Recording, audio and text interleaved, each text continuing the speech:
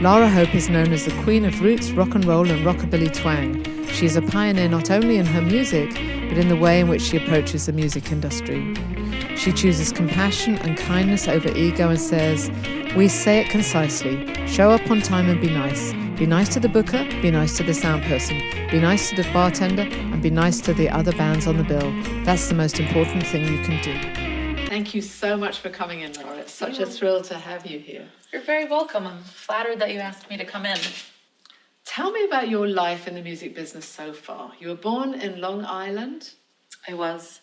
I moved to Ulster County to go to college at SUNY New Paltz to study.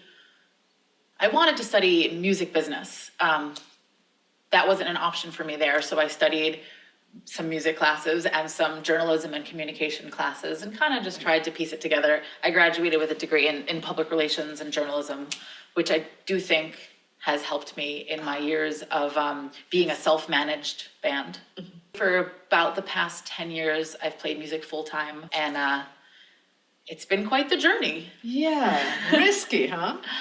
It is. I always tell people, that you have to be willing to really dive in and give it your all, and it's going to be scary in the beginning. And if that means you have to, scale back on shopping, eating out, whatever it is you have to do, just to give yourself that chance to really put it all in. It's worth the sacrifice. Yeah. Well, you're clearly a performer, a show person, And I think your family were into show tunes and folk music and. Yeah, my mom, she taught me to play guitar when I was a kid. She actually was a lounge singer. My parents met when my mom was singing at the Concord Hotel for an April in Paris singles weekend. And my dad was there as a single with his friend, and he saw her on stage singing. My mom is now a retired foreign language teacher, so she was singing a lot of songs in French for the April in Paris weekend. And my dad also spoke French, so I think he wrote her kind of a love note in French and with a bottle of champagne and slipped it under her door at the Concord. And 7 years later, they got divorced. Oh, okay. But what a romantic story. What a romantic beginning. Oh, my goodness. So you've played the Ryman with Brian Setzer, and more recently you've been doing your own live streams from your home with your husband, Matt, in your living room. Yeah. We saw some people very early on joining the live stream train, so we hopped on. And so for those first few months, we did a live stream, just the two of us. We didn't see our bandmates for months, and it's in that time we wrote our quarantine album. But for the past at least 6 months, we've been doing it mostly as a trio with our guitar player, since it's gotten a little more comfortable, although he still wears a mask in our house, and so does my husband, and I stand like 20 feet in front of everybody facing the opposite direction. But the live streams have been really magical, I have to say. And as I mentioned to you earlier, I think even post COVID life, we'll continue to do them on some level, because it's been such a nice way to connect with people that don't live in the area or just can't get out of the house. You quote some of your roots as country musicians. I know that you played at the Ryman with Brian Setzer, and you stayed in the Women of Country dressing room? The Women of Country dressing room. Yes.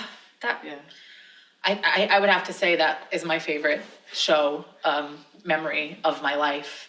Of course, being in that dressing room, if only, the walls could talk in the dressing room and in the venue itself. We wouldn't be here if it wasn't for the people that, first made their name on that stage. Yes. How have things changed for you over the years as a woman in the music business? How have you sensed any change in attitude?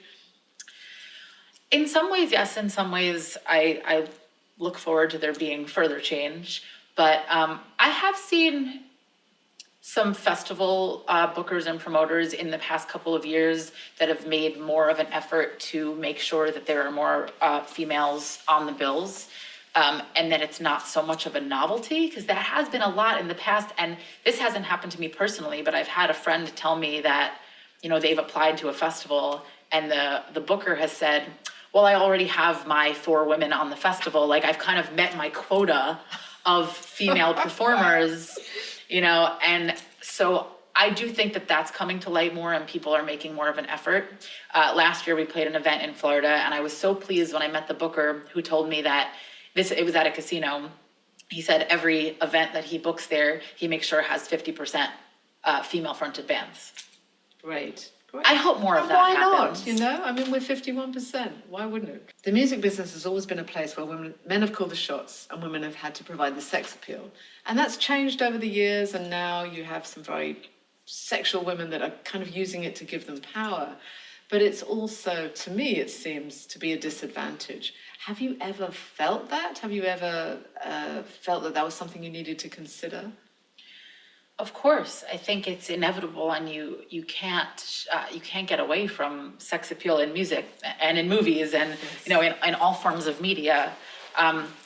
Personally, I've tried to just kind of find a middle ground where I don't ever want to do anything that makes me feel uncomfortable.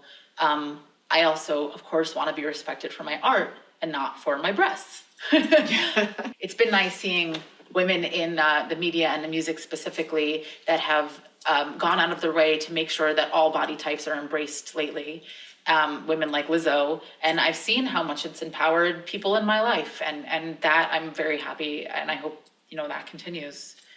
It seems to me that when you take control of your life and you define yourself, you can be anything. I just think that maybe in the past women have been forced into a more passive position and they haven't been able to take control, so they've been whatever they were told to be. Now, to me, you seem to be the embodiment of taking control of your career, taking control of your life, and you're telling it like it is. So I've just gone out of my way to just do whatever it is that I can to make it viable that I can continue to do that. And just stay true to myself and just to be genuine, be kind to people, try to be honest, try to be upfront, try to share the stage with other women, try to lift other women up, give them opportunities. What's the advice that you would give to young women starting in the music business? What is the most important thing you would tell them to remember every day? I always say, show up and be nice. Two of the things that I would say to anyone. Basically, do what you say you're going to do, follow through on your commitments, and just be genuine and be kind, and it's normal, of course, everybody, doubts themselves in one way or another, but the magic is inside you, and all you can do is your best, and that is going to resonate with some people. What are your plans for the rest of this year, assuming that the coronavirus pandemic moves on? We're just starting to do a little bit of booking for later in the spring and the summer. For now, everything we're booking is outdoors. We had recorded a full-length, all-original album with the Arctones right before the pandemic hit in 2020, and we've kind of been just waiting for the opportunity to release it. So we're finally getting the wheels turning on that, and we're going to be releasing the album June 25th. It's called Here to Tell the Tale. Thank you so much, Lara. Thank you for being part of Backstage at Bearsville. You're very welcome. Thank you. Oh, you can meditate or write some poetry. Eat a snack whenever you're hungry. You can talk to your plants, try on all your pants, write your will, and then learn calligraphy. Or you can practice yoga, then go dye your hair. You can go outside and breathe in some fresh air.